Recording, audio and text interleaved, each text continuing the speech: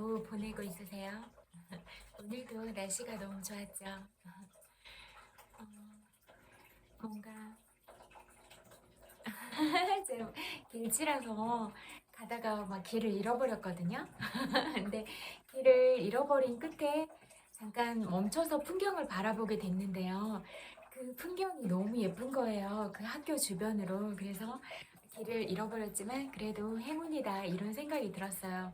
잠깐 거기에 서서 그 풍경을 바라보는데 너무나 행복한 마음이 들더라고요. 그래서 때때로 어떤 난관들은 또 다른 풍경들을 바라보게 하고 또 다른 행복감에 빠지게 하는 그런 행운들을 가져다 주기도 하는 것 같다. 그런 생각을 잠깐 해보고 정말로 행복한 마음이 들기도 했어요. 그리고 또 그런 바위에 잠깐 앉아 있는데 그 햇살 느끼고 이런 거 좋아하거든요. 근데 햇살이 제 피부로 이렇게 스며드는 느낌이 너무나 따뜻하고 좋더라고요. 그래서 제가 또 그 현실 세계에 있지만 또 다른 차원으로 들어가는 이런 느낌들을 좋아하는데요. 그냥 저만의 공간이 생길 때 그런 저만 있는 그런 진공의 공간들을 좋아하는 것 같아요. 모르겠어요. 진짜 거기로 딱 들어가는 느낌이 들어요. 그러면 여러분들은 그런 느낌들을 느끼는지 모르겠는데 수많은 인파 속에서도 어떤 물소리가 나거나 그러면 제가 거기로 딱 이동을 하면 그 물소리와 저만 있거든요. 그럴 때 되게 행복한 마음이 들어요. 그래서 그냥 온전히 그런 감각들이 그냥 거기에 딱 집중을 하게 되면 그냥 그 상태에 머물러 있을 때가 되게 많이 행복해져요. 근데 순간순간 그렇게 하는 그렇게 이동하는 그런 횟수들이 좀 많아지더라고요. 그냥 제가 모든 감각이 예민하고 그러니까 뭐 다 느끼고 이러면 때때로는 안 듣고 안 보고 이러는 게 더 좋을 때도 많이 있잖아요. 그래서 그냥 그렇게 생각을 하기도 하고 또 모르겠어요. 그냥 일부러 그러려고 했던 건 아닌데 어느 날 딱 그런 느낌을 느끼기 시작하면서 그 부분에 대한 감각의 길이 열린 것 같아요. 그래서 제가 여러분들한테 말씀드렸다시피 진짜 이런 오감을 통해서 느끼는 감각이 중요하다고 말씀드렸잖아요. 예를 들었을 때 커피 향을 이렇게 맡을 때도 그 커피 향이 머무는 그런 공간으로 나의 정신과 그런 생각들이 머물게 되는데 그런 느낌이 좋은 거예요.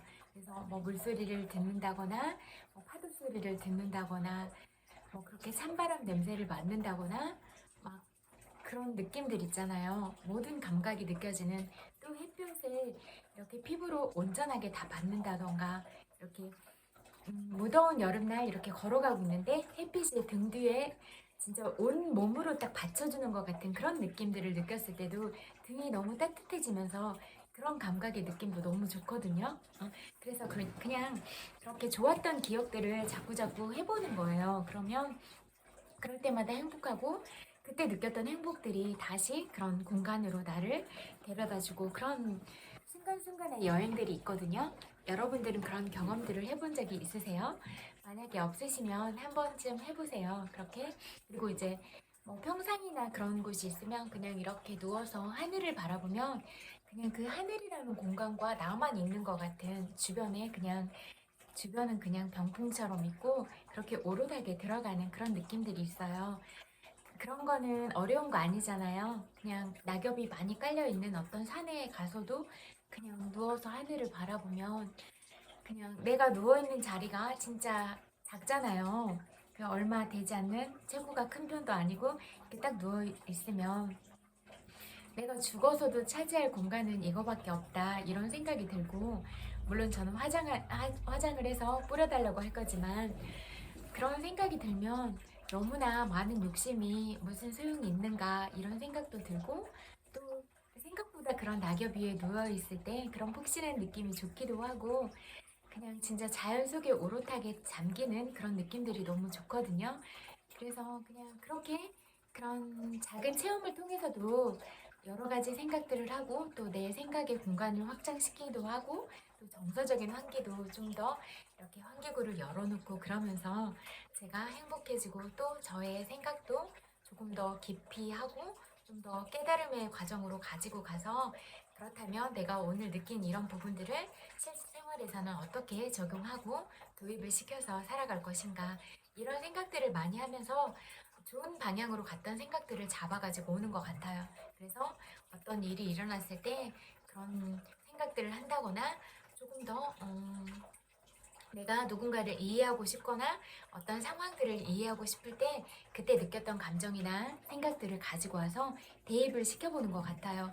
그때 내가 이런 생각을 했는데 지금 이런 상황들이 일어났어. 그러면 별거 아닌 거잖아. 내가 죽었을 때도 차지할 수 있는 공간은 아주 작다고 했는데 내가 부질없이 더 많은 욕심을 부리면서 가야 되는가? 물론 어떤 부분에 있어서 성취를 하고 어떤 결과물을 얻고 또 그거에 대한 그런 만족감이나 성공 이런 부분을 내 것으로 가져오는 것 이런 거는 중요하다고 생각하는데 그냥 내 것이 아닌데 다른 사람의 것을 탐내거나 내 것이 아닌데 필요 이상으로 어떤 욕심을 내고 어떤 다른 사람의 재능이나 어떤 사람이 가진 어떤 뛰어난 부분에 대해서 질투하고 시기하고 그런 감정과 생각들을 가지고 갈 것인가 그런 부분들을 자꾸 대입을 시켜보면 좋을 것 같아요. 내가 이렇게 놓을 때도 많이 가지고 갈 수 있는 건 하나 없는데 오로지 내 정신 하나만 가지고 갈 텐데 라고 생각해보면 내가 이미 너무 많은 것들을 소유하고 있고 너무 많은 혜택들을 누리고 있는 건 아닌가 이런 부분들을 자꾸 점검을 해보게 되더라고요. 그래서 여러분은 삶에서 어떤 부분을 그렇게 체크하고 또 대입을 시켜보면서 살아가고 있으세요? 내 것이 아닌 것은 다 그냥 다른 사람의 것이고 또 오롯이 나한테 왔을 때 그게 내 몫인 거잖아요. 그러면 나한테 풍성한 그런 몫이 주어질 수도 있고 때때로는 그렇게 조금 힘든 언덕길을 올라가야 될 때도 있고 또 조금은 비탈길 같은 곳에서 넘어지거나 그럴 때도 있잖아요. 그러면 나한테 일어날 일이라고 생각을 하고 이 부분에서 내가 어떻게 문제를 해결하고 갈 것인가 이런 부분이 중요한 것 같아요. 저도 아직도 많이 성숙해져야 되고 또 많이 배워야 될 점이 많아서 부족한데요. 그래도 이렇게 순간순간 느끼고 이런 지혜들을 어떻게 다룰 것인가, 어떻게 조금 더 내가 깊은 사고에 빠지고 내 마음그릇을 크게 키울 것인가, 이런 부분을 자꾸 생각을 해요. 또 내가 내면으로 어떻게 더 깊이 있게 성장을 할 것인가, 이런 부분을 자꾸 생각을 하고 그런 방향을 자꾸 생각하다 보니까 제 뇌의 길은, 뇌관들은 그렇게 열려 있는 것 같아요. 그리고 다른 사람의 행복을 진심으로 축하해주고 그렇게 가자. 그리고 진짜 아픈 누군가를 그렇게 위로해주면서 가자. 그리고 또 제가 이렇게 예민한 감각이나 이렇게 바라보는 부분들이 좀 날카롭고 그러니까 다른 사람이 보지 못한 어떤 부분들을 빨리빨리 캐치하고 그러기도 하는데요. 그러면 다른 사람보다는 조금 더 빨리 보고 알아차릴 수 있으니까 그런 부분에 있어서 조금 더 마음을 바라봐주고 또 그 사람의 힘듦에 대해서도 토닥토닥 해줄 수 있고 이런 게 좀 더 저한테 내려진 어떤 강점이라고 보면 강점일 수 있을 것 같더라고요. 그래서 저한테 있는 이런 재능들을 친구들을 위해서 오롯이 쓰고 싶다 이런 마음이 많이 들었어요. 그리고 또 저는 이 세상에 태어나서 이렇게 보이거나 보이지 않는 곳에서 이미 너무 많은 사랑을 받았다 이렇게 생각을 하거든요. 그러니까 제가 받은 사랑들을 오롯하게 다 가감 없이 이렇게 드리고 가는 게 저의 그런 소명은 아닐까 이런 생각들이 많이 들었어요. 그래서 어떤 방향들을 가지고 갈 것인가, 어떤 가치들을 추구하면서 살아갈 것인가, 이런 게 저한테는 좀 중요한 문제인 것 같아요. 그리고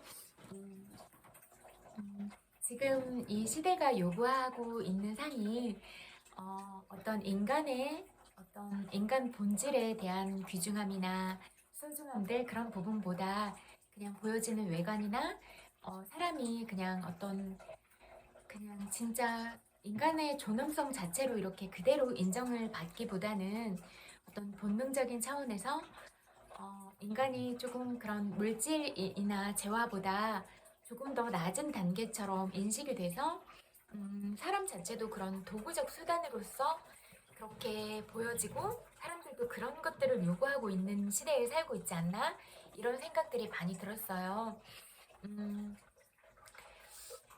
그런 생각들이 저변에 많이 깔려 있는 것 같은 느낌들이 너무나 많이 들었어요. 그래서 안타까운 생각도 너무 많이 들었고, 물론 어떤 본능적인 부분들이 뭐 쾌감을 주고 이런 자극을 주기에는 빠르고 되게 그런 감각적으로 얻을 수 있는 이런 그런 쾌락의 만족도가 크다고 생각이 되어지기는 해요. 그런데 이런 부분들이 그런 부분을 누릴 수 있는 부분도 좋다 이렇게 생각을 해요. 하지만 이게 너무나 무분별하게 이렇게 행해져도 되는가 이런 부분을 생각해 보면 조금은 생각을 하면서 가는 게 좋지 않을까 이런 생각이 들었고 또 상대방이 어떤 사람인지 파악을 하고 그게 더 먼저다 이런 생각이 돼요. 내가 이렇게 이런 감각적이고 이런 쾌락적인 부분들을 좀 중요시하고 그런 것들을 즐기는 그런 문화를 좋아하는 사람이면 그런 부분에 대해서 공유하고 나누지만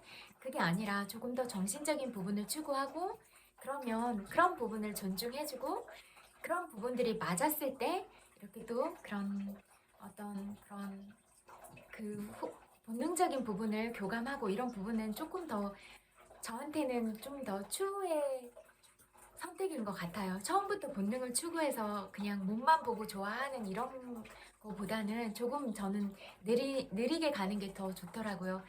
내가 이 사람과 진짜 정신적인 부분에서 교감을 나누고 이 사람의 인성이 보이고 이 사람이 진짜 나한테 관심을 가지고 나한테 마음을 주고 있다 이렇게 느꼈을 때 그때 저는 마음이 열리더라고요. 그리고 이런 마음들이 열렸을 때 진짜 그 사람을 알고 싶다. 그 사람과 친구가 되고 싶다.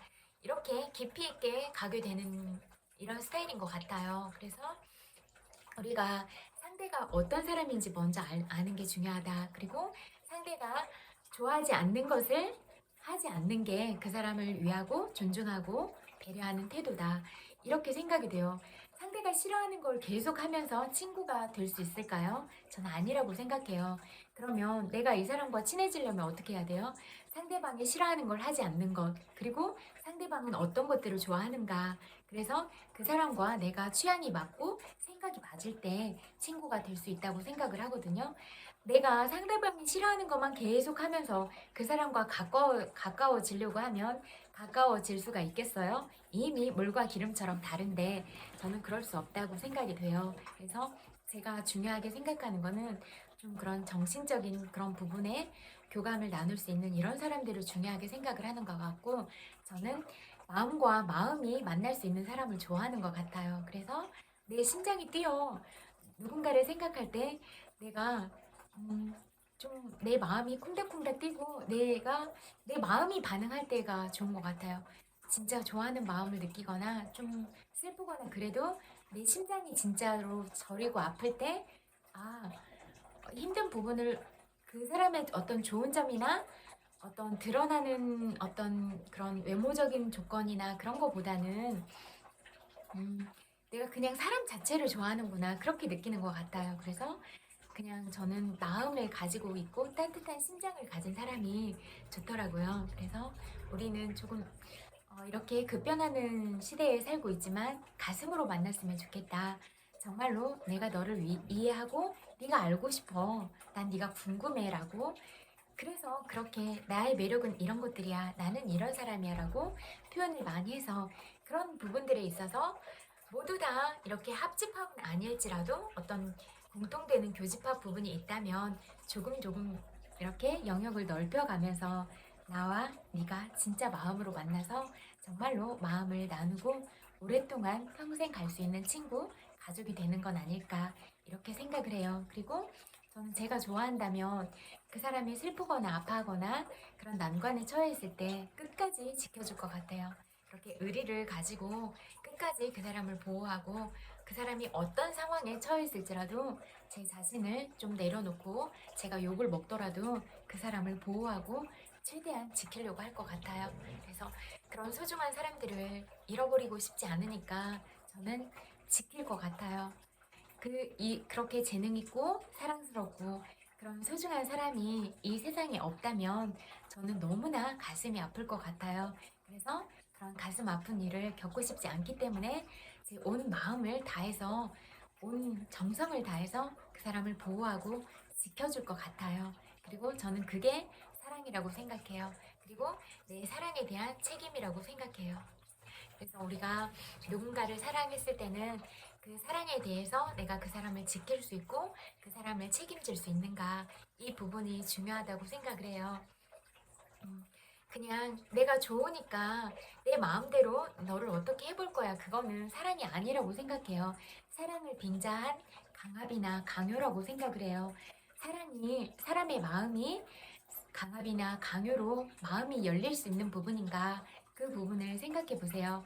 여러분은 여러분이 좋아하지 않는 누군가가 그렇게 여러분이 좋아하지 않는 방식으로 다가오면 마음이 열리세요? 저는 아니에요. 어떤 부분도 그렇게 마음이 열리진 않았어요. 그냥 진짜로 진심이라고 느낄 때, 이 사람이 거짓 없이 다가온다고 느낄 때, 그때만 마음이 열렸어요.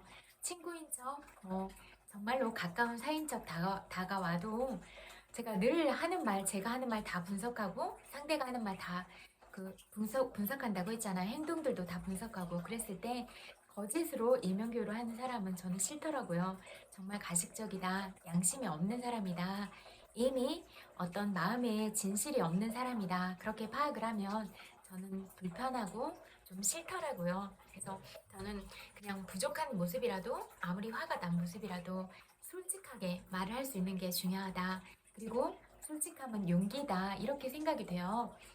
그래서 그냥 정말로 내가 부족한 모습이 있을지라도 그냥 다 보이고, 그냥 내가 이런 모습을 가졌어, 난 이런 모습도 있어 라고 오픈하고, 그래도 친구가 될 수 있어? 라고 물어보고, 그런 것들이 용납이 되면 서로가 이해를 할 수 있으면 그땐 친구가 될 수 있다, 이렇게 생각이 돼요. 그런데 진짜 좋아하지 않는 것들만 잔뜩 하면서 친구가 되자고 하는 건 처음부터 그런 조건이 잘못됐다, 이렇게 생각이 돼요. 그렇잖아요. 서로가 서로에게 필요한 어떤 충족의 조건들이 있다면 그런 조건이 성립하지 않는데 어떻게 관계가 이어지고 계속 연결이 될 수가 있는가, 깊어가는 관계가 될 수 있는가, 이 부분을 생각해 보세요. 아니잖아요. 그리고 내가 무례하게 하면서 상대방한테 나한테는 공손하게 해주세요 라고 할 수 있는 부분이에요? 아니라고 생각이 돼요. 내가 존중받고 싶으면 상대를 존중해라. 이게 기본 원칙이라고 생각을 해요. 그래서 나는 상대에게 어떻게 대하고 있는가, 이 부분을 먼저 생각해 보는 건 중요하다, 그렇게 생각을 하거든요. 요즘은 정말로 자유 연애의 시대다, 이렇게 생각이 되지만 좋아요. 그냥 서구 문명이나 이런 것들이 많이 들어와서 이제 우리나라도 이미 그런 시대라고 생각하지만, 그런 생각이 비슷한 사람끼리 그냥 오픈하고 그렇게 만나면 되고, 또 조금 느리게 가보시고 저처럼 어떤 정신적인 부분이나 이런 가치에 대해서 소중하게 생각하는 사람은 이런 부분들을 나누고 교감하고, 이런 게 또 중요할 수 있잖아요. 그래서 저 사람 정말 지적이고 멋있다, 그런데 인성이나 품격 또한 멋지다, 저는 그럴 때 좀 마음이 많이 열리더라고요. 그래서 이 사람이 어떤 사람을 좋아하는가, 그걸 파악하고 다가가는 것도 중요할 것 같아요. 그래서 여러분이 좋아하는 그런 취향의 사람들이 다 다를 수 있잖아요. 그런데 내가 좋다고 그냥 내 방식대로 막 표현을 하고 이런 거는 정말 유치원 아이들도 그 정도의 생각은 있다, 이렇게 생각이 되어져요. 그리고 어제도 계단에 앉아서 제가 이렇게 오는 걸 보면서 침을 뱉더라고요. 그래서 바로 날려줬어요. 도덕적인 관념이 없구나. 초등학교에서도 배울 텐데 못 배웠냐? 이렇게 말해줬어요. 너무나 그건 무례한 거잖아요. 어떻게 사람이 지나가는데 뻔히 사람이 보는 걸 알면서 그 시점을 딱 기다렸다가 침을 뱉는 거예요. 정말로 그런 도덕적인 그런 품성이 안 돼 있는 거예요. 품행이 제로라고 할 수 있는 거예요. 그 사람의 인격이 그 정도인 거예요. 그러면 내가 욕먹을 행동을 하고 욕을 먹지 않아야 되는 게 아니잖아요. 욕먹을 행동을 했으면 욕을 먹는 게 당연한 거잖아요. 아, 나 욕 먹고 싶어요 라고 내가 그런 행동을 한 거잖아요. 그러니까 그렇게 제가 말을 해도 아무 말도 못 하더라고요. 그래서 여러분은 좀 더 내가 그 사람한테 관심이 있으면 그렇게 어린아이 같이 그렇게 굴지 말고, 진짜 그냥 눈웃음으로 인사를 한다던가, 그냥 오늘 날씨 너무 좋아요. 이렇게 좀 더 긍정적인 방향으로 할 수 있는 거잖아요. 그리고 요즘 뭐 풍경 너무 예쁘죠? 이렇게 좀 더 좋은 표현으로 내가 이런 말을 던졌을 때 상대방이 기분 좋아지는 멘트일까? 이런 부분으로 다가가는 게 그 사람의 마음을 열 수 있는 거 아니에요? 그리고 그냥 진짜 가다가 내가 주머니에 사탕을 가지고 있다가 사탕 하나 드세요. 이렇게 보면 그냥 웃을 수 있잖아요.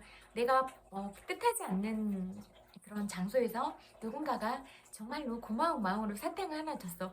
너무나 감사한 일이잖아요. 그래서 어떤 사람일까? 이렇게 얼굴도 한번 쳐다봐지고, 아, 정말 고맙습니다. 이런 인사도 나눌 수 있고, 그렇잖아요. 우리가 누군가의 마음을 열려고 하면 긍정적인 부분으로 그 사람을 생각하고 그 사람한테 좋은 말을 사용해서 마음을 열어라. 이렇게 말씀드리고 싶네요. 어떤 부정적인 언어나 비난이나 비판으로는 그 사람의 마음을 절대로 열 수 없을 것이다. 이렇게 말씀드리고 싶네요. 그리고 이런 생각이 들었어요. 요즘에 너무 빠른 그런 시대적 요구가 있다고 생각되지만, 어떤 업무의 환경이 너무 과중하거나 그럴 때는 우리가 다 같이 너무 힘들어지잖아요. 예를 들어서 회사에서 뭐 워크샵을 어떤 상사가 진행하고자 그런 계획들을 다 짰어. 그런데 뭐 힘이 없거나 그런 부하 직원들은 내키지는 않지만 어떤 상황들이 뻔히 예상이 되는 그런 워크숍이지만 그래도 상사가 얘기하니까 가야 돼. 이렇게 그러면 내 마음에서는 가고 싶지 않은 마음이 너무 있잖아요. 업무니까 가야 되긴 하지만 내가 정말로 내 몸과 마음이 100% 찬성을 해서 가고 싶은 건 아니잖아요. 그냥 내가 직장에 다니고 있고 이건 업무의 진행이니까 월급을 받고 있으니까 가야 되는 이런 일이잖아요. 그런데 그런 것들이 뭐 워크숍 일정이나 이런 부분들이 너무나 과중하게 짜여져 있거나 그러면 마음으로도 내키지 않았는데 신체적으로도 너무 시달리고 너무 힘들어. 그러면 그 아무리 밑에 있는 부하 직원들이라고 할지라도 마음이 없겠어요? 그리고 그런 신체적인 피로감이나 이런 부분들을 느끼지 않겠어요? 그런 건 아니잖아요. 그러면 내가 이런 높은 직급에 있는 사람일수록 이런 워크숍 일정들을 계획하고 그랬는데 이런 계획들이 이런 우리 직원들한테 신체적으로 무리한 일정들은 아닐까? 또 정신적으로 너무나 피곤하고 힘든 그런 부분들을 아닐까? 이런 부분들을 좀 세세하게 살펴줄 수 있어야 되지 않을까? 이런 생각이 들었어요. 이렇게 워크숍 일정으로 가면 저는 이제 좀 내향형인 것 같아요. 그냥 다른 모습들도 많이 있지만 그래도 조금 더 조용한 걸 좋아하고 좀 사색하는 걸 좋아하고 조용히 어떤 생각들을 정리하고 이렇게 좀 내 안에서 충족되는 만족감 그리고 좀 내 자아 성찰하거나 어떤 그냥 종교적인 부분으로도 내 영적인 성장들을 어떻게 좀 할 수 있을까 이런 부분에 관심이 좀 많은 사람이에요. 그래서 그런 것들에 대해서 만족감을 느낄 때 저는 행복하더라고요. 사람마다 다 다르잖아요. 어떤 사람들은 사람들을 만나서 에너지를 채우지만 저는 사람들을 만나는 것도 좋지만 그런 데에서 기쁨을 얻을 때는 저랑 비슷한 사람을 만났을 때가 좋고 거의 대부분 저랑 좀 많이 다르니까 보통 사람들은 그런 다른 사람을 욕하고 헐뜯고 그러면서 시간을 많이 보내잖아요. 근데 저는 좀 그런 게 재미가 없어요. 재미가 없고 그렇게 사람을 만나고 싶지가 않아요. 그냥 그러면 누군가를 험담하고 이런 시간으로 보내면 저의 시간과 에너지, 그다음에 뭐 차값을 내는 이런 비용도 너무 아깝다고 생각이 되는 사람이기 때문에 그런 만남들을 잘 안 해요. 그래서 점점 그냥 혼자도 오롯이 행복한 시간들을 많이 찾았어요. 그냥 시간을 온전히 좋은 방향으로 쓰고 싶은 거예요. 좋은 이야기를 하고 어떤 만약에 누가 책을 추천해 준다거나 그러면 그냥 그거에 대한 얘기들을 하고 근데 이제 제가 얘기를 더 들어주고 싶고 이런 것들은 이제 고민을 얘기하거나 그런 거는 충분히 들어주고 싶지만 제가 몇 시간을 투자했는데도 나중에 이제 그런 비난하는 방향으로 가버리거나 계속 부정적인 얘기를 쏟아 버렸을 때는 그럼 저의 노력의 시간도 아깝고 제가 쓴 에너지도 아깝기 때문에 그런 얘기를 자꾸 듣거나 하는 것도 굉장히 낭비고 소모적이다 이런 생각이 들어서 그렇게 전화하거나 그런 거는 좋아하지 않아요. 그래서 근데 대부분 그렇게 많이 했어요, 사람들이. 그러니까 그러면 나한테도 도움이 되는 시간도 아니고 그 사람한테 내가 실질적으로 그런 영향을 주고자 했지만 그게 잘 됐다고 생각도 안 되니까 저의 어떤 조언이나 귀 기울여 들어준 시간도 가치 있다고 생각이 안 되니까 저는 가치 없게 시간을 쓰고 싶지는 않으니까 다시 그런 시간들을 계속 반복하고 되풀이하고 싶지는 않더라고요. 그래서 점점 그런 관계들은 멀리하고 정리하고 그런 방향으로 가는 것 같아요. 그리고 계속 누군가를 험담하고 그런 뭐 화제를 가지고 온 사람들이 늘 있는데 저는 그런 걸 듣는 걸 좋아하지 않아요. 그냥 누군가가 아프게 해서 힘들어서 고민 그런 것들을 해결하기 위해서 얘기하는 건 좋아요. 내가 마음이 너무 아파서 하지만 오롯이 그냥 험담을 위한 그런 험담으로만 가져오는 것들은 좋아하지 않거든요. 누군가의 욕을 듣는 것도 제 마음과 생각을 오염시키는 거라서 별로 듣고 싶지 않고 저는 누군가를 욕하고 이러는데 제 귀중한 시간을 쓰고 싶지도 않거든요. 왜 그렇게 살아야 되는가? 저는 거기에 의문점이 있어요. 그 사람의 좋은 점을 발견하고 또 만약에 그 어떤 사람이 그 사람을 나쁘게 얘기했을 때도 제가 봤을 때는 모든 관계가 상대적인 거잖아요. 내가 그 사람한테 어떻게 대했는가, 나는 그 사람에게 친절하게 대했는가, 그 사람이 어려울 때 내가 어떤 일을 도와주려고 했는가, 이런 부분이 다 관계성이 있는 거잖아요. 그렇게 했다면 상대방도 그 진심을 받아서 나를 좀 더 좋게 생각하고 내가 어려운 일을 당했을 때 나를 도와주려고 해서 우리 둘 사이의 관계가 좋을 거잖아요. 그렇지, 그런 관계를 연결하려고 내가 노력도 하지 않고 그냥 다른 사람들의 얘기만 듣고 그 사람을 평가하고 욕한다. 저는 그건 아니라고 생각하거든요. 그래서 저는 모든 사람들이 욕을 해도 제가 직접 겪어보지 않고 당사자의 말을 듣지 않고는 그 사람을 함부로 판단하지 않아요. 그리고 제가 겪어보고 그냥 저의 그런 개인적인 감정으로 그 사람을 판단하는 게 아니라 그 사람이 했던 말이나 행동이나 쭉 데이터들을 내보고 그래서 결론을 내려요. 그때 그리고 다 믿어요. 처음에 말하거나 그런 건 다 믿지만 이 말이 이상하다고 생각하면 딱 그 시점부터 다시 거슬러 올라가는 거예요. 과거로 거슬러 올라가서 이때 이런 말을 했고 이런 행동을 했고 다 데이터로 다 이렇게 대조를 해보면 아 거짓말쟁이였다. 진심이 없었다. 친구인 척 가장했지만 정말로 친구는 아니구나. 단지 그냥 어떤 상황이나 조건이라는 것들을 이용해서 자기의 위치를 높이고자 했구나. 그런 부분들이 감지가 되면 그런 건 별로인 것 같아요. 그리고 친구를 어떻게 그렇게 만나요? 정말로 진심의 가치를 가지고 만나야죠. 저는 진짜 제가 믿거나 그러면 아무리 위험에 처해도 그 사람 끝까지 그 사람 편 들 것 같아요. 그리고 그 사람을 지킬 것 같아요. 잃어버리고 싶지 않으니까. 그런 마음으로 지키고 저는 그런 게 의리라고 생각하거든요. 그런데 뭐 알고 있는 그런 연결고리가 있으면 이미 어떤 마음에 대해서도 좀 친구가 돼 있는 상태고 그렇게 뭐 알고 있는 지인인데 내가 먼저 그런 것들을 앞장서서 그렇게 하는 건 저는 너무나 파렴치하다, 인간적이지 않다 이렇게 생각하니까 싫더라고요. 뭐 내가 아끼고 소중하다면 그 누구보다 앞장서서 지키고 보호해줘야 되는 거 아닌가 이렇게 생각해요. 그게 신의이고 의리이다 이렇게 생각해요. 그게 좀 책임감을 가지고 있는 건 아닌가 이렇게 생각하거든요. 저는 그렇게 사람을 대하고 그렇게 인간관계를 하는 것 같아요. 그런데 이렇게 맺었던 인연들도 보면 실망할 일들이 너무 많더라고요. 그래서 저는 거짓말 하는 건 좋아하지 않아요. 그래서 거짓말을 하고 있는 것 같으면 싫더라고요. 그래서 그런 부분들 아까 잠깐 옆길로 샜는데 그런 부분들에 대해서 좀 충분한 배려가 있는 게 중요하다는 생각이 들었어요. 그리고 이제 제 경우를 빗대어서 예를 들어보면 그런 워크숍 일정에 가도 이렇게 한 숙소에서 다 같이 자자고 그렇게 하는데 저는 그런 것도 너무나 불편하더라고요. 제가 그냥 잠을 잘 못 드는 편이에요. 좀 잠자리나 이런 것도 예민해서.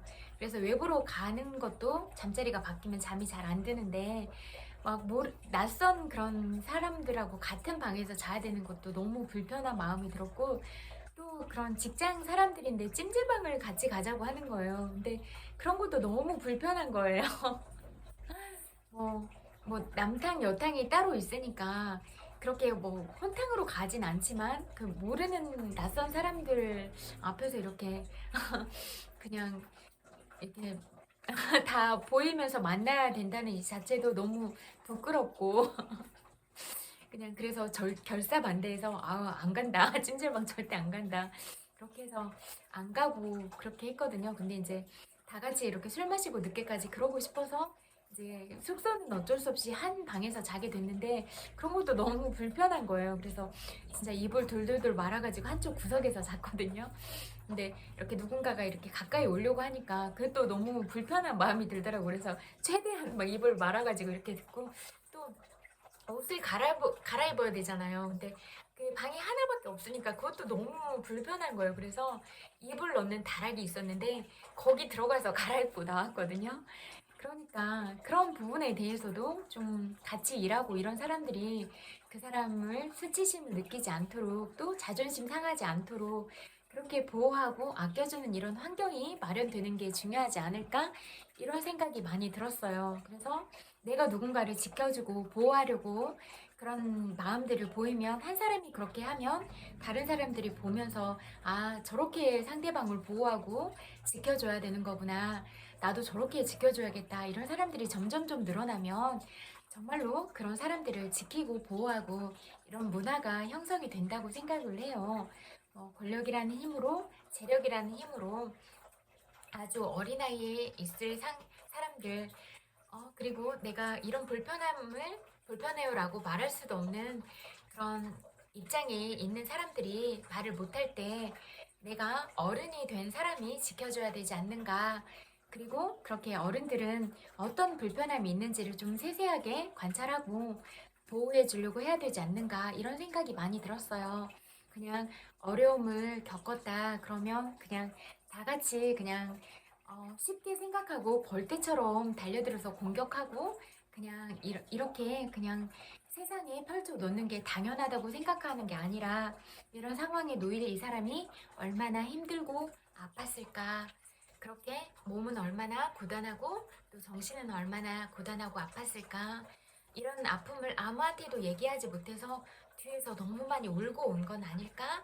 그리고 정신적으로도 신체적으로도 아파서 이렇게 좀 더 쉬고 싶고 누워있고 싶은데 그럴 만한 그런 근무 환경이나 여건이 마련이 안 된 건 아닐까? 이런 부분들을 우리가 세세하게 살펴주고 가는 게 중요하지 않을까? 이런 생각이 너무나 많이 들었어요. 그리고 여러분은 약한 누구를 지켜주고 보호하려고 그렇게 애쓰면서 살아오셨어요? 아니면 내가 먼저 그 어떤 사람을 아프게 하고 그런 가해자가 되지는 않으셨어요? 그리고 어떤 너무나 익숙한 환경에 젖어서 그런 것들을 알지 못하고 있었을지라도 누군가 우리는 감정을 가졌고 자존심을 가졌다. 그래서 반드시 이야기를 해서 이러이러한 일들이 일어나고 이러이러한 업무가 진행이 되려고 하는데 네 생각은 어때? 이렇게 생각을 물어보고 같이 어떤 합의점들을 찾아서 우리가 가는 부분들은 중요하다. 이렇게 생각이 돼요. 제가 전에 말씀드렸는데 3살짜리 아이도 생각과 마음이 있어요. 그래서 그 마음을 다치지 않도록 하고 그렇게 한 어린아이라고 할지라도 그냥 개별적인 그런 한 인격체로서 존중하고 보호하면서 네 의견은 어때? 네 생각은 어때? 네 마음은 어때? 이런 부분에 대해서 먼저 물어볼 수 있어야 되는 건 아닌가 이런 생각이 늘 들더라고요. 우리가 어른이라고 어린아이를 꽁 하고 꿀밤 때리는 그런 무력감들을 행사해서는 안 된다. 그렇게 생각이 되거든요. 그러니까 신체적인 폭력이나 언어적인 폭력이나 정서적인 폭력을 우리는 함부로 하고 있지는 않은가. 이 부분을 좀 생각해 보면 좋겠다. 이런 생각이 들었고, 깊이 말하지 않아도 어떤 귀결점들의 종착역은 하나였잖아요. 그러면 다 같은 입장에 있는 우리가 누군가를 그렇게 인격적으로 비난하고 폄하하고 그렇게 가야 되는가? 이런 부분을 좀 질문을 던지고 싶고, 그런데 이런 부분은 중요하다고 생각을 해요. 내가 공직자로서 가져야 되는 어떤 사명들이 있잖아요. 그러면 이런 사명을 가지고 있는 건 너무나 중요하다. 이렇게 생각이 되거든요. 그래서 공직자의 마인드, 공직자의 위치에 있을 때는 국민의 대표자로서 나는 이 나라 살림을 하는 거잖아요. 그래서 이 나라 살림은 사사를 왜 하면 안 된다. 내 사적 이윤을 추구하고 내 친척, 친인척들의 사적 이윤을 추구하는 그런 자리가 돼서는 안 된다. 이렇게 생각을 해요. 그래서 진짜 공익을 추구하는 그런 사람이 되어야 된다. 이렇게 생각을 해요. 그래서 이런 부분들은 정확하게 할 필요가 있다. 이렇게 생각을 해요. 그리고 인재 등용을 할 때도 내 측근만 등용하고 나와 관계 있는 학연이나 지연이나 이런 사람만 등용해야 되는 게 아니라 그냥 탕평책처럼 골고루 다른 당의 사람이라고 할지라도 인재이면 그 분야에 꼭 필요한 인재를 쓰는 게 맞다. 이렇게 생각이 되거든요. 만약에 지질학 분야에 그런 어떤 부분이 필요해. 그러면 그 지질학을 연구한 사람을 써야 되는 게 맞는 거잖아요. 그리고 어떤 뭐 토질 검사나 뭐 그런 방향의 전문가가 필요해. 그러면 그것들을 배우고 그런 전문 지식을 다룬 사람을 써야 그게 적재적소에 맞는 인재의 등용이다. 이렇게 생각을 하거든요. 그래서 진짜 전문가가 있어야 이 전문가적인 관점에서 보고 이런 국민들한테 필요한 어떤 솔루션이나 정책들도 그런 부분으로 정확하게 갈 수가 있다. 이렇게 생각이 돼요. 그리고 일을 잘하고 있는 부분들이 계시다면 정권이 교체되고 그래서 그 자리가 교체돼야 되는 게 아니라 잘하고 있다면 그 분들이 잘하고 있는 분야가 계속 연결이 되는 게 중요하다. 이렇게 생각이 되더라고요. 그래서 그 전 정부에서 일을 잘하고 있던 분이 정권이 교체됐다고 해고되거나 그런 부분들을 바라봤을 때는 개인적으로는 많이 안타까운 생각이 많이 들었어요. 저분은 일을 가장 빠르게 잘하고 있었는데 정권이 교체돼서 왜 저분이 일을 그만두게 돼야 되는가? 저는 그 부분에 많은 의문이 들었고 많이 안타깝더라고요. 저렇게 일을 잘할 수 있는 분이 계셔야 우리 국민들이 정말로 그런 위급한 상황을 겪었을 때 안전하고 좀 그런 생명이나 그런 부분에서도 안전하게 삶을 영위할 수 있을 텐데 많이 안타까웠어요. 그래서 정말로 일을 잘하시는 분들이 그런 국민들의 그런 안전과 그런 미리미리 어떤 일이 일어나기 전에 예방책을 가지고 그렇게 국민의 안전과 생명을 지키고 또 실생활 의식주 문제들을 해결하는 그리고 더 나아가서 국민의 복지와 행복하게 사는 게 가장 중요하잖아요. 국민의 생명권, 행복권을 보장하기 위해서 대표자가 어떤 마인드를 가지고 가는가 이런 부분들은 너무나 중요하다 이렇게 생각이 돼요. 그래서 대표자는 그런 부분들을 정확하게 보고 그런 방향으로 가야 되는 게 맞다 이렇게 생각이 돼요. 오늘 나들이를 갔을 때는 낙엽이 많이 떨어져 있는데 거기 뭐 청소 도구를 가지고 와서 청소를 하고 계시는 분들이 계셨는데요. 낙엽이 많이 이렇게 흩날리면서 먼지가 많이 일어났거든요. 그래서 정말로 고생 많이 하신다. 좀 이렇게 먼지가 호흡기관에 들어가지 않도록 좀 잘 보호하고 그러셨으면 좋겠다. 그런 마음이 많이 들었고 이렇게 또 힘든 일을 하시니까 점심 식사도 잘 챙겨 드시면 좋겠다. 이런 마음이 들었고 또 산책을 하다 보니까 나무들의 예방주사를 마쳤다고 이렇게 스티커들이 붙어 있었어요. 그런데 좀 약간 사람이 가기 좀 어려운 부분까지 가서 다 이렇게 주사를 마치고 그런 표식들을 해 놓으셨더라고요. 그래서 걱정이 됐어요. 어떻게 위험한데 이 부분을 다치지 않고 이렇게 가서 예방 주사를 맞추고 표식들을 해 놓으셨을까 이런 생각이 많이 들면서 그래도 그분들의 수고로움 덕분에 나무들은 조금 더 안전하게 그런 주사를 맞고 또 그런 해충들로부터 좀 피해를 덜 볼 수가 있겠다. 이런 생각들이 많이 들면서 그래도 이 나무들이 행복할 수가 있겠다. 또 우리가 그렇게 병충해를 입지 않은 나무들을 볼 수 있으니까 우리 마음도 또 더 행복해질 수 있겠다.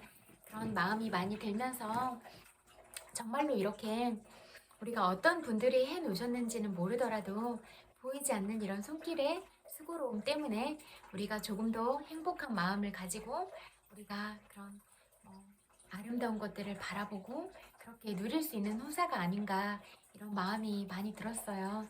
그래서 그런 분들의 노고를 잊지 않고 늘 감사한 마음으로 바라봐 줄 수 있는 게 중요한 것 같아요. 고맙습니다. 정말로 그런 모습들을 바라보면서 저는 덕분에 많이 행복해졌어요. 그리고 그렇게 저희한테 행복한 마음들을 주셨던 여러분들도 행복하셨기를 그렇게 바랄게요. 고맙습니다. 이렇게 우리가 늘 누군가의 보이지 않는 노력과 감사함들을 잊지 않고 바라보는 시각들을 가질 수 있으면 좋겠어요. 우리가 그렇게 늘 누군가의 고마움 속에서 살아가고 있다. 이 부분을 놓치지 않고 항상 고마운 마음을 갖고 그런 고마움들을 표현하고 살아가는 건 어떨까요? 저는 우리가 고맙다고 말하고 사랑한다고 말하고 이런 것들은 살아있을 때 좀 많이 하고 마지막 우리가 소풍을 갈 때도 좀 자유로운 마음으로 행복한 마음으로 그렇게 이 세상에 태어난 이유에 대해서 좀 더 생각을 하고 내가 이 세상에 태어났으니까 이런 사랑의 말들을 많이 하고 나는 행복감들을 많이 전달하고 이렇게 떠날 수 있어서 난 복받은 인생이라고 축복받은 인생이라고 그렇게 말하면서 갈 수 있으면 참 좋겠어요. 여러분은 어떤 생각으로 어떤 마음으로 이 세상을 마지막으로 떠나고 싶으세요? 우리가 언젠가는 모두에게 다가올 그런 운명이잖아요. 그래서 마지막 소풍에서도 우리가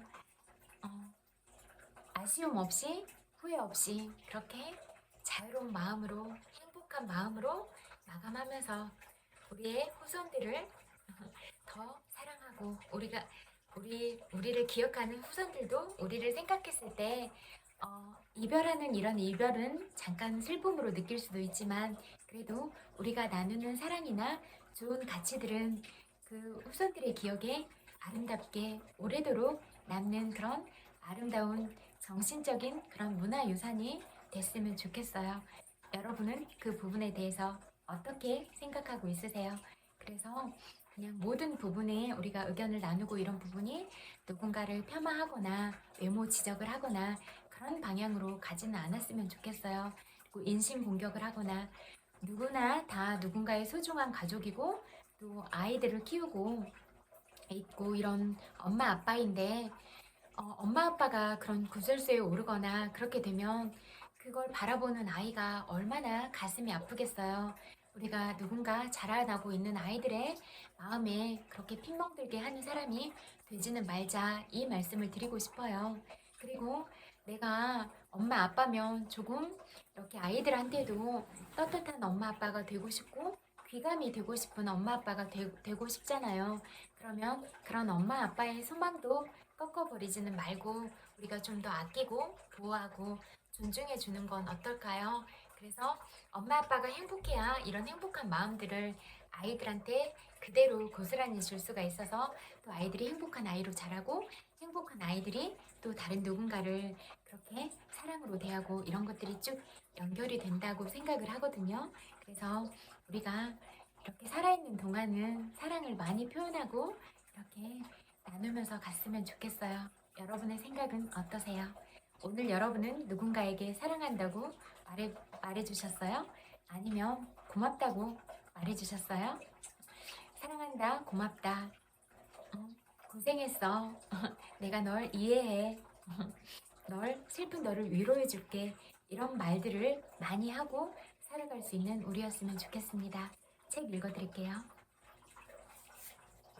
꽃샘 바람에 흔들린다면 너는 꽃.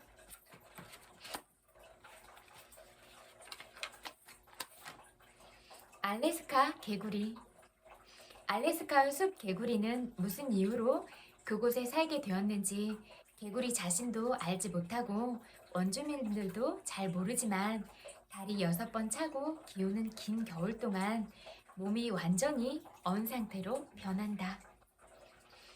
끊임없이 내리는 눈 속에서 호흡이 정지하고 심장 박동이 멈추고 혈액 순환도 중지된다. 뇌가 활동을 중단해 발가락 하나 움직일 수 없다.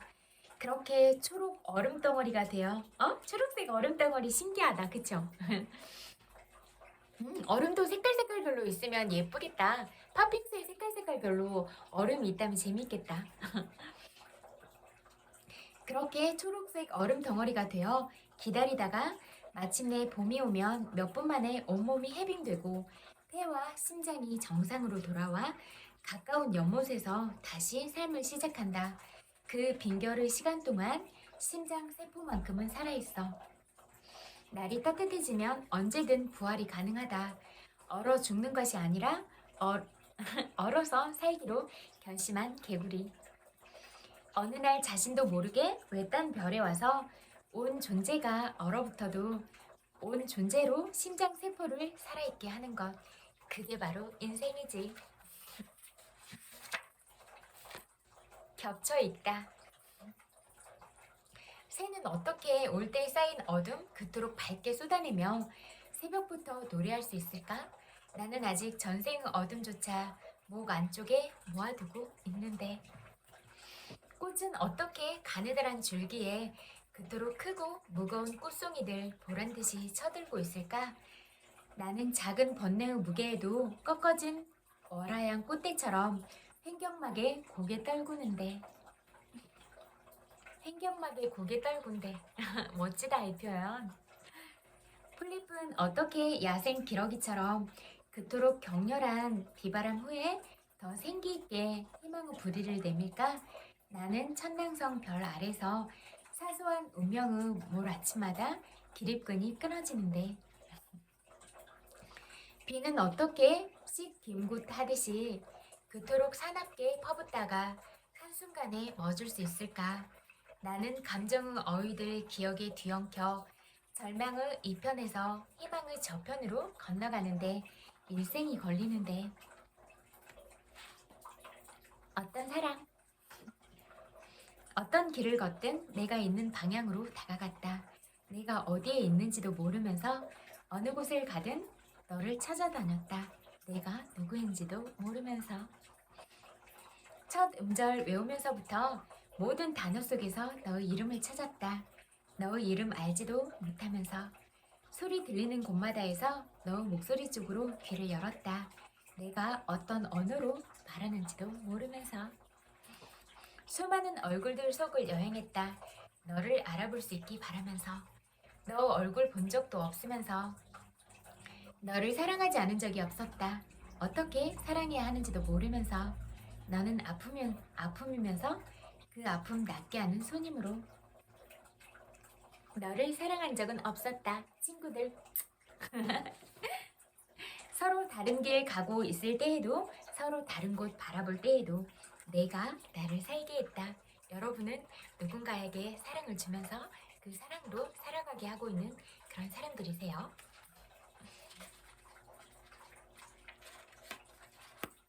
오늘은 나의 목, 내일은 신의 목. 내 마음속에 머무르는 새여. 내가 나를 아는 것만큼은 누구도 나를 알 수 없다. 너는 두려움과 용기의 날개 가졌으며 상실과 회복의 공기 숨쉬며 날것인 기쁨과 슬픔에 몸을 부딪힌다. 너 노래는 금간부리가 아니라 외로운 영혼에서 나온다. 그럼에도 희망의 음표 잃지 않는 내 마음속에 머무르는 새여. 내일 내가 어느 영토로 날아갈지는 내가 생각할 일이 아니라 신이 결정할 일. 삶이 가져가는 것에 대해서는 불안해하지 않으련다. 삶이 남기고 가는 것도 삶의 전부를 주고 가는 그 모든 것 가져갈 것이므로 오늘은 나의 목, 내일은 신의 목. 우리의 마지막은 신의 목. 오늘은 우리의 목. 오늘 살아가는 하루하루는 우리의 목. 어떠한 모습들을 갖추고 어떠한 마음들을 갖추고 갈 것인가는 우리 각자의 목. 요가 수행자의식. 매일 아침 나는 삶의 내라고 말하며 절한다. 어둠 속에서 두려움으로 웅크렸던 몸을 펴고 미지의 하루를 향해 두 팔 내민다.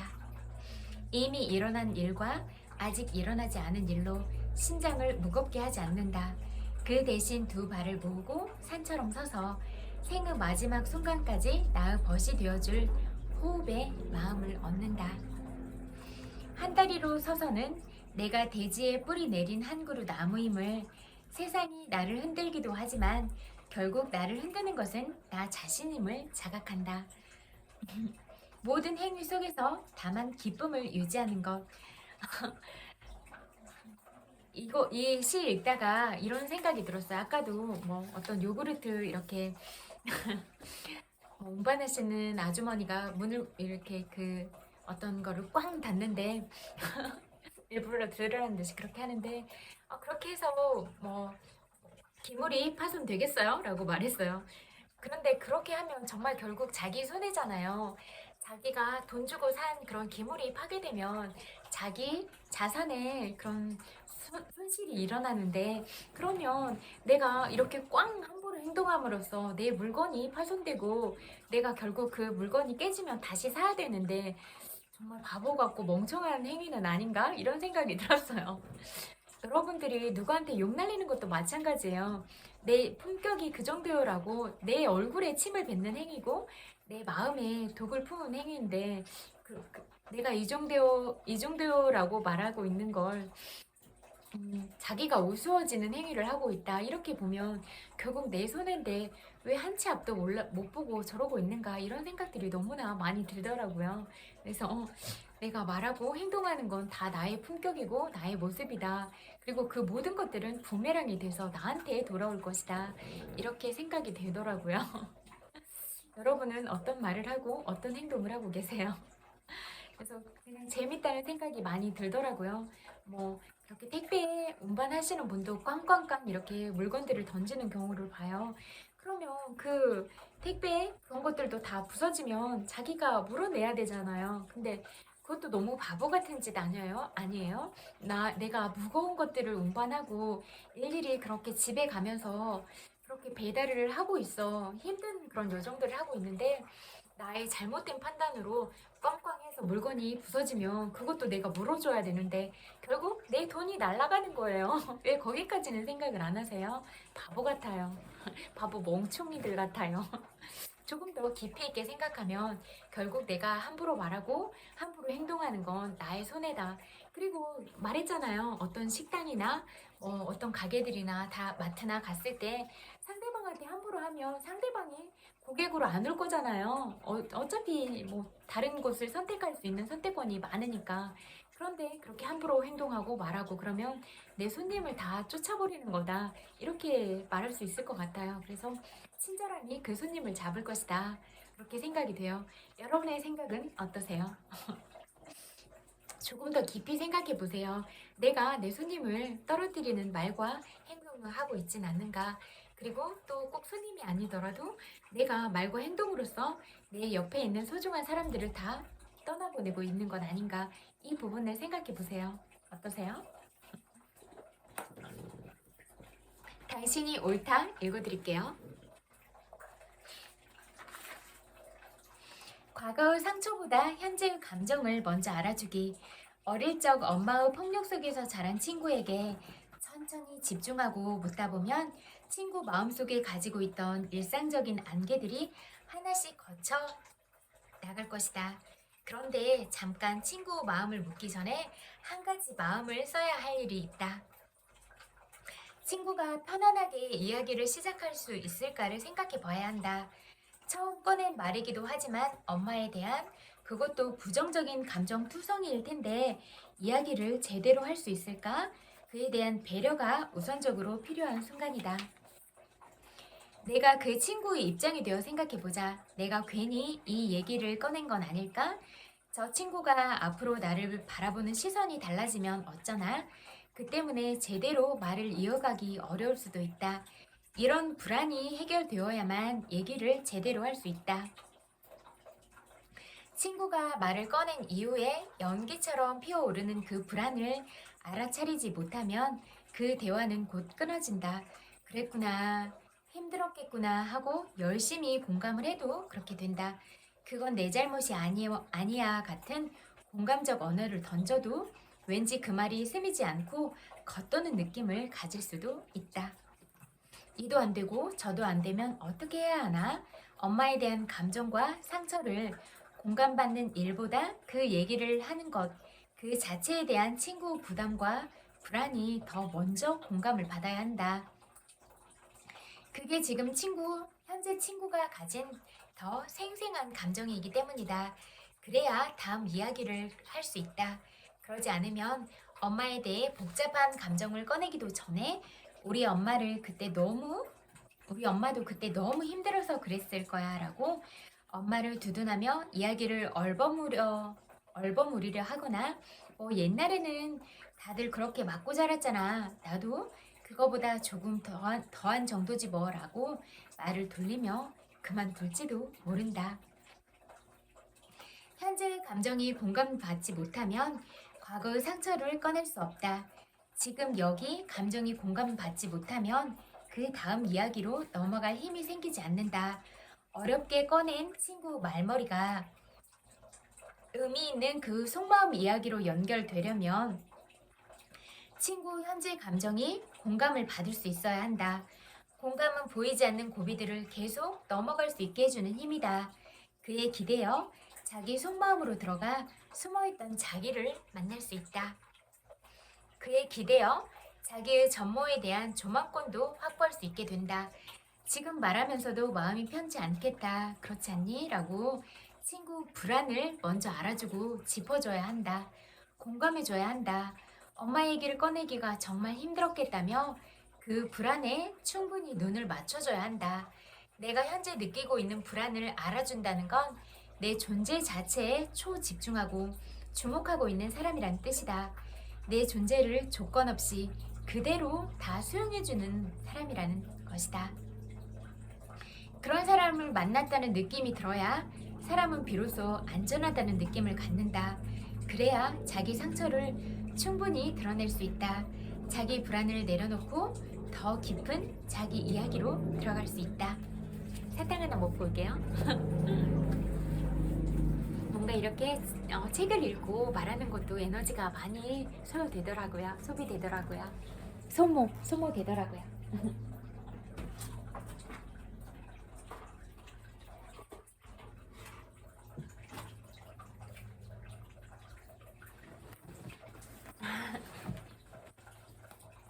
또 잠깐의 달콤함이 너무 많이 먹지 않으면 또 그런 행복감들을 주잖아요. 근데 단 걸 좋아하지 않는 사람이 있을 수도 있지만 저는 좋아해요.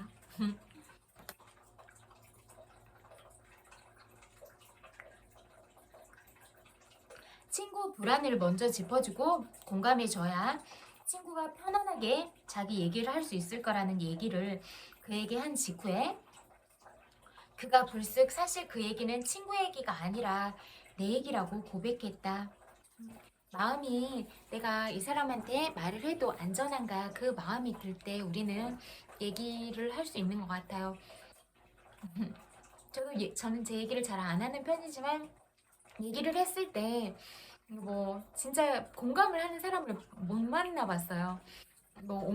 온전히 집중하지 못하고 자기의 상처들로 투사를 하는 경우를 많이 봤고 그냥 진짜 이 사람이 얼만큼 힘들었는가 그렇게 마음을 바라봐 주려고 해야 되잖아요. 근데 그건 네가 잘못해서 그렇다. 그러니까 시간 낭비하지 말고 빨리빨리 이렇게 했어야지. 그런 식으로 얘기를 하는 경우가 많았는데 그거는 그 사람의 잘못이 아니잖아요. 그냥 어떤 상황이 있었고 그런 일들이 발생했으면 네 마음이 정말 아팠겠다. 그래서 그냥 일어난 것들을 오로지 집중하고 그 사람의 얘기를 들어주는 게 먼저잖아요.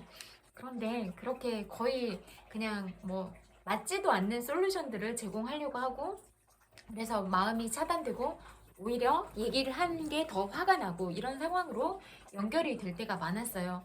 왜냐면 내 마음이 이렇게 아파요라고 얘기를 하는데 엉뚱한 솔루션을 제공하고 이런 것들은 상처나는 곳에 소금을 뿌려버려서 아픈 마음에 더 상처를 주고 심지어 화가 나게까지 만드는 경우가 더 많더라고요. 그래서 정말로 공감을 해주는 사람은 많지 않다 이런 생각이 너무나 많이 들었어요.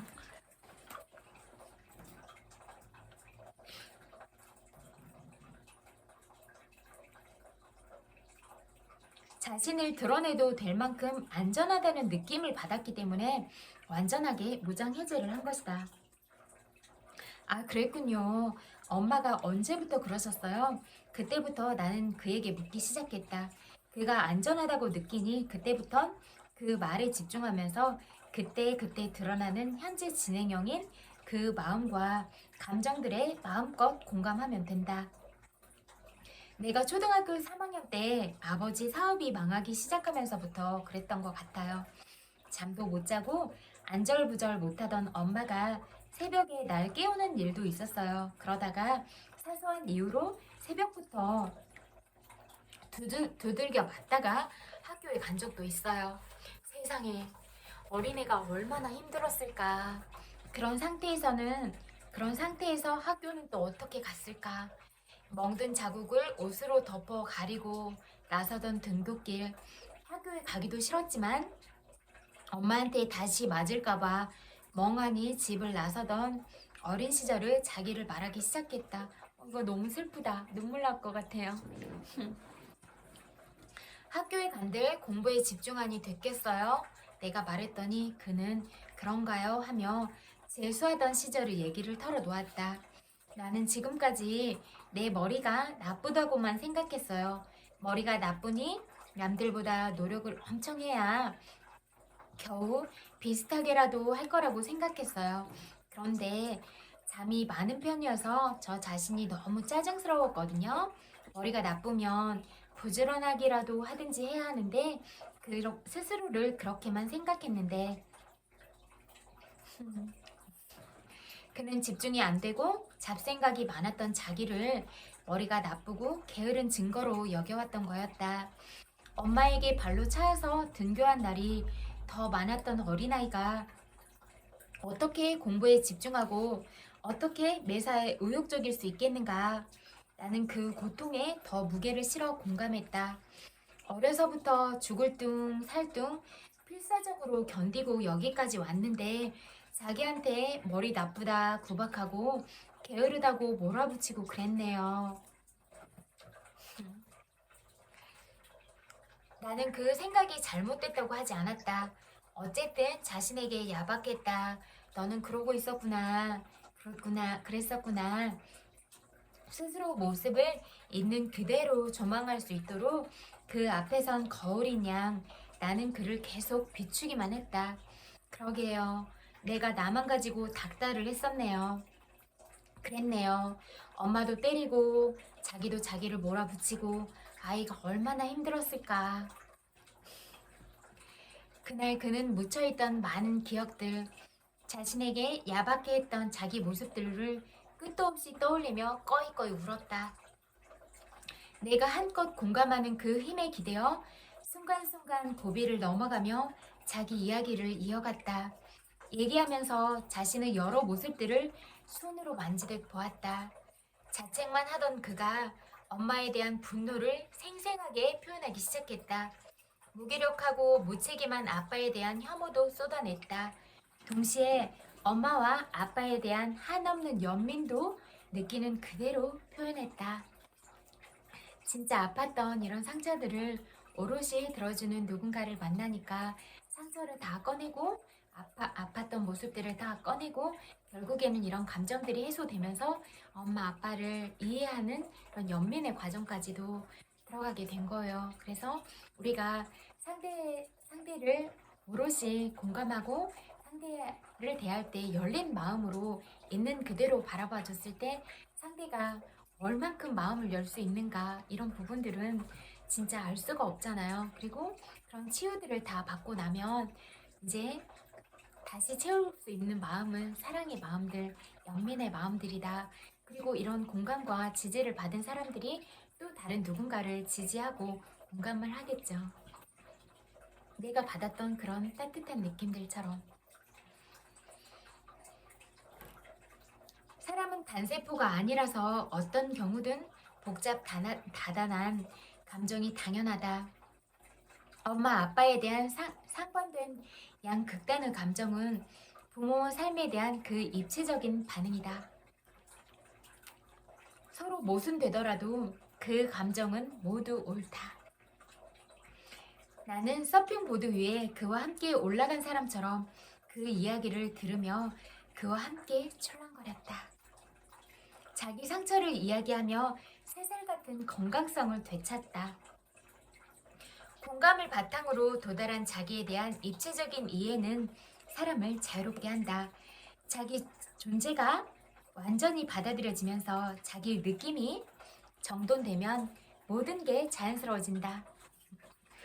고름이 꽉 찬 상처에서 고름을 빼내듯 그는 공감 속에서 아픈 이야기들을 쭉쭉 끌어냈다. 고름을 빼낸 자리에 새살이 돋듯 그는 자기 상처 이야기를 하며 새살 같은 건강성을 되찾기 시작했다. 아팠던 이야기를 꺼내면서 느끼는 통증은 병든 사람이 느끼는 통증이 아니라 회복 중의 고통이다. 안전하게 공감받으며 자기 상처를 쏟아내는 사람은 그 아픔이 가벼워지는 과정의 아픔이라는 걸 스스로 감지한다. 그래서 아파도 계속 말할 수 있다. 상처가 떠오르고 통증이 시작되는 순간 동시에 그 위에 빛의 속도로 도포되는 공감에 의해 상처는 새살로 채워진다. 새살이 솔솔. 공감은 상처를 더 드러낼 수 있게 만들고 제대로 드러난 상처 위에서 녹아드는 연고다. 상처 위에 바로 스민다. 상처 부위를 덮고 있는 겉옷 위에 뿌리는 분무제가 아니라 옷을 젖히고 상처난 바로 그 부위 맨살에 바르는 약이다. 정확하고 집중력 있는 공감은 문제 해결의 시작부터 끝까지를 책임진다. 공감은 치유 처음부터 끝까지를 관장하는 강력한 치유제다. 여기까지 읽을게요. 여러분은 누구에게 공감을 잘하고 계신가요? 놓아버림 읽어드릴게요.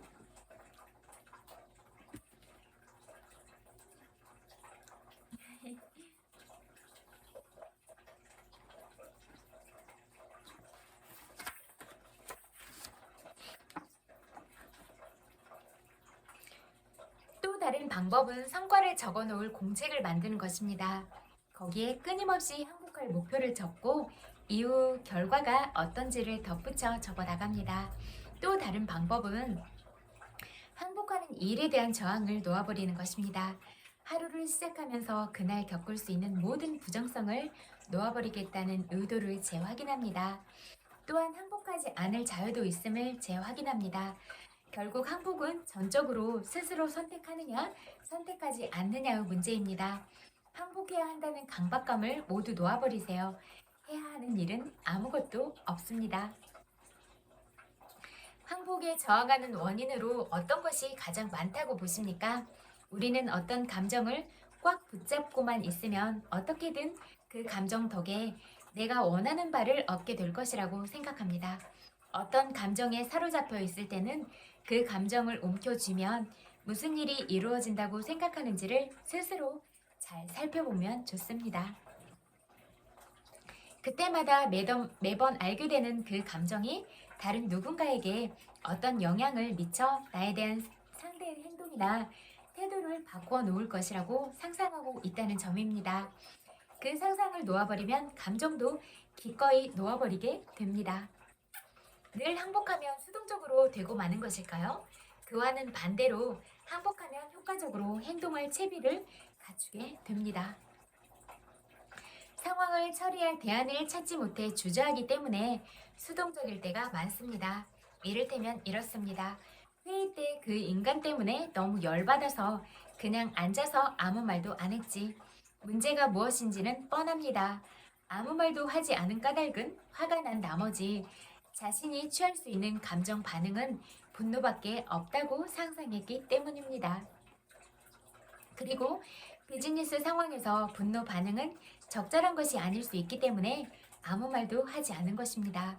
분노를 놓아버렸다면 입을 꼭 다무는 대신 적극적으로 의견을 명확하게 제시했을 것입니다. 심리치료 요법에서 분노를 표출하는 법을 배웠습니다. 아주 유용한 방법이라고 생각되는데 그만두어야 할까요? 분노를 잘 살펴보면 분노 바탕에는 항상 공포가 있음을 알 수 있습니다. 우리가 분노하는 것은 위협받았기 때문입니다. 위협받으면 공포가 생깁니다. 공포가 생긴다는 것은 자신이 상황을 감당할 수 없다고 느끼고 있음을 뜻합니다. 생물학적으로 분노는 상대에게 겁을 주려고 몸을 부풀리는 것과 같습니다. 분노는 강함보다는 약함에서 나오는 것입니다. 따라서 항복하는 사람은 약함보다 강함에 의지합니다.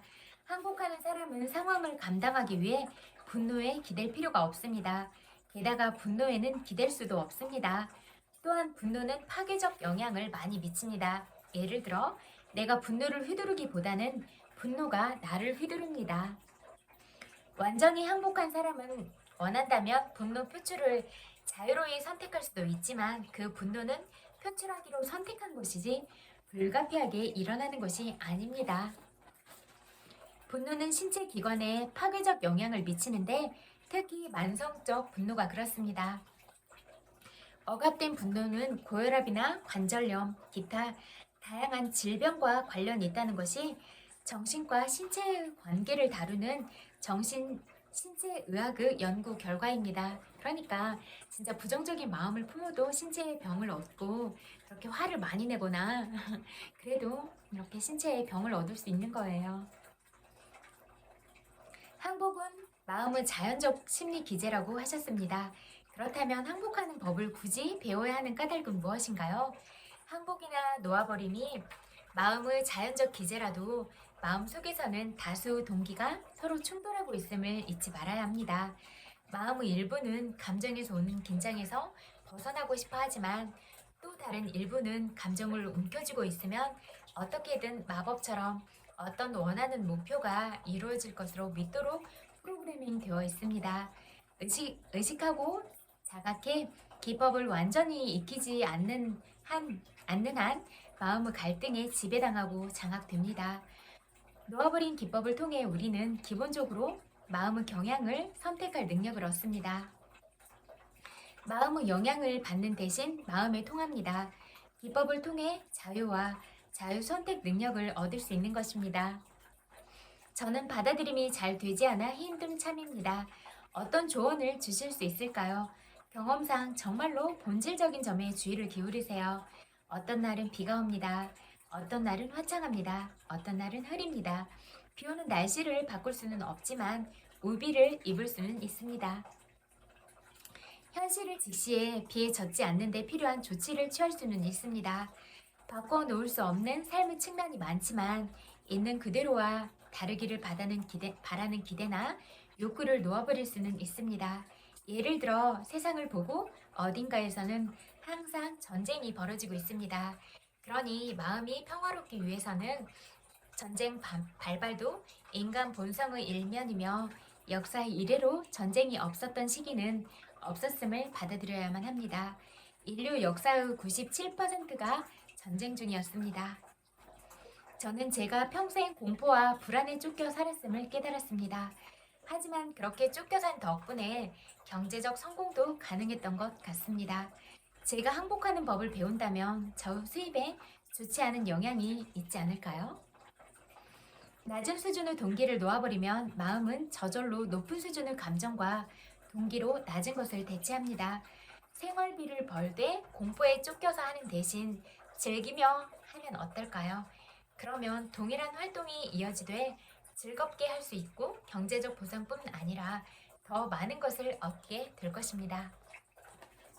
죄책감이 없으면 못된 짓을 하지 않을까요? 아프 대답과 마찬가지로 죄책감 때문에 하지 않은 것이 아니라 타인을 사랑하고 배려하기 때문에 하지 않게 됩니다. 더 사랑할수록 우리는 타인과 사회 전반에 대해 더욱 무해하게 됩니다. 사랑으로 타인의 안녕을 염려할 때 자신의 안녕도 보살핌을 받고 해결됩니다. 여기까지 읽을게요.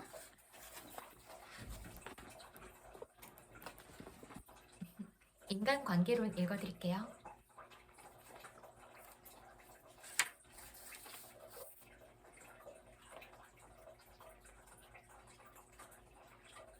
우리는 그들에게 편지를 썼다. 우리가 얼마나 그들의 작품을 좋아하는지, 얼마나 그들의 충고를 받고 싶고 그들의 성공 비결에 대해 알고 싶어 하는지를 담은 편지였다. 150명에 달하는 학생들 모두가 각각의 편지에 이름을 썼다. 우리는 그들이 바쁘다는 것, 강의를 준비하기에는 너무 바쁘다는 것을 알고 있다고 했다. 그러면서 작가 자신과 작품 창작 방법에 관련된 대답을 미리 준비할 수 있도록 질문 목록을 동봉했다. 작가들은 이런 정성이 마음에 들었나 보다. 누가 그렇지 않겠는가? 그래서 그들은 자신의 집을 떠나 브루클린까지 와서 우리에게 도움의 손길을 내밀어 주었다. 같은 방법으로 나는 루스벨트 내각의 재무장관 레슬리 M. 쇼, 테프트 내각의 법무장관 조지 W. 워커샴, 윌리엄 제닝스 브라이언, 프랭클린 D. 루스벨트 등등의 많은 저명 인사를 강좌에 초빙할 수 있었다. 정육점 주인이건 빵을 만드는 사람이건 왕좌에 앉아있는 왕이건 간에 우리 모두는 우리를 존경하는 사람들을 좋아한다. 독일 황제를 예로 들어보자. 제1차 세계대전이 끝나갈 무렵 그는 아마도 세상에서 가장 극심한 비난을 받는 사람이자 거의 모든 사람에게 경멸의 대상이었다. 그가 목숨이라도 건져보겠다고 네덜란드로 달아나자 그 조국마저 그에게 등을 돌렸다. 혐오는 극에 달하여 사람들은 그 사지를 찢어 죽이거나 기둥에 매달아 불태울 대세였다. 이렇게 사람들의 분노가 들불처럼 번져가는 상황에서 한 소년이 황제에게 편지를 보냈다. 따뜻함과 존경이 가득 찬 짧고 진심 어린 편지였다. 소년은 다른 사람이 어떻게 생각하든 간에 자신은 항상 비렐름을 황제로서 사랑할 것이라고 썼다. 황제는 이 편지를 보고 깊은 감명을 받았다. 그는 소년을 초대했다. 소년은 어머니와 함께 왔는데 황제는 후에 그 어머니와 결혼했다. 소년은 친구를 만들고 사람들을 설득하는 방법에 대한 책을 애초부터 읽을 필요가 없었다. 이미 본능적인 그 방법을 알고 있었기 때문이다. 친구를 사귀고 싶다면 다른 사람을 위해 뭔가를 하는 수고를 감사하라. 시간, 에너지, 이타심, 배려를 요하는 일들을 말이다. 윈저공이 아직 영국 왕세자였을 때 남미 순방 계획이 잡힌 적이 있다. 여행을 떠나기 전 그는 몇 달에 걸쳐 스페인어를 배웠다. 사람들 앞에서 그 나라의 언어로 말하고 싶었기 때문이다. 남미 사람들이 그를 좋아했음은 물론이다. 수년에 걸쳐 나는 친구들의 생일을 알아내려 했다. 어떤 방법을 썼을까? 나는 점성술 따위는 전혀 믿지 않는 사람이지만 상대방에게 자신이 태어난 날이 성격이나 성향과 어떤 관계가 있다는 말을 믿느냐고 일단 묻곤 했다. 그리곤 태어난 날을 알려달라고 한다. 예를 들어 11월 24일이라고 하면 나는 11월 24일 하고 스스로에게 되낸다. 그 사람이 등을 돌리자마자 나는 그 이름과 생일을 적고 나중에 그 정보를 생일책에다 옮겨 적는다.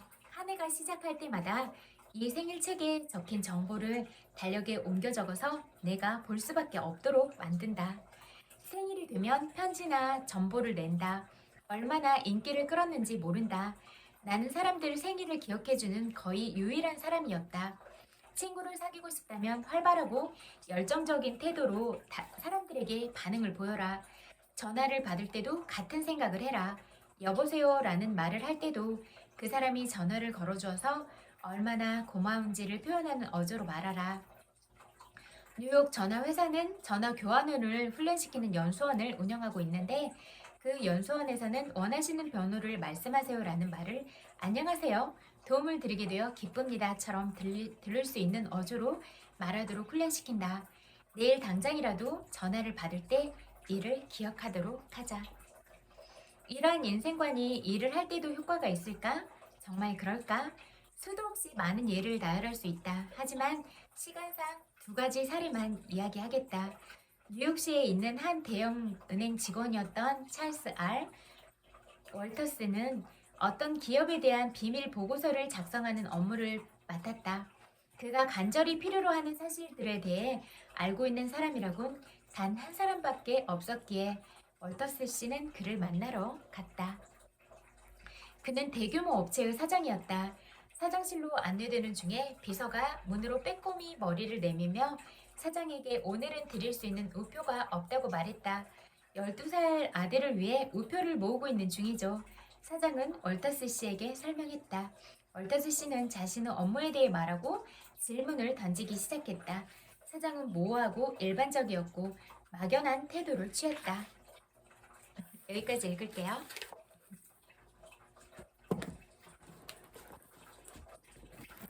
친구들, 오늘도 친구들의 소중한 시간들을 저와 함께 보내주셔서 감사드려요. 그리고 지금 이렇게 4시 오후의 시간을 보내고 있으실 텐데요. 또 여러분들이 업무 중에서도 업무들이 너무 과하지 않고 또 여러분들이 만나는 인간관계도 조금 더 그런 선한 영향력을 가진 사람들이 많으셔서 그런 관계적인 부분에 있어서도 스트레스 받지 않고 또 이렇게 모든 만남들이 여러분들을 좀 더 생각하고 존중하고 그렇게 상호 존중하는 방향으로 만남들이 좀 연결이 되면 좋겠다 이런 생각들을 해봤어요. 그리고 남은 시간들 또 얼마 안 있으면 또 하루를 마감하는 시간이니까 남은 시간도 행복하게 보내세요. 그리고 또 저녁도 맛있게 잘 챙겨 드시고 그러셨으면 좋겠어요. 100만 번 불뽀뽀 보내드릴게요. 그리고 정말로 많이 보고 싶고 그래서 찾아왔고요. 엄청 많이 사랑해요. 그리고 남은 시간도 행복하세요. Love you.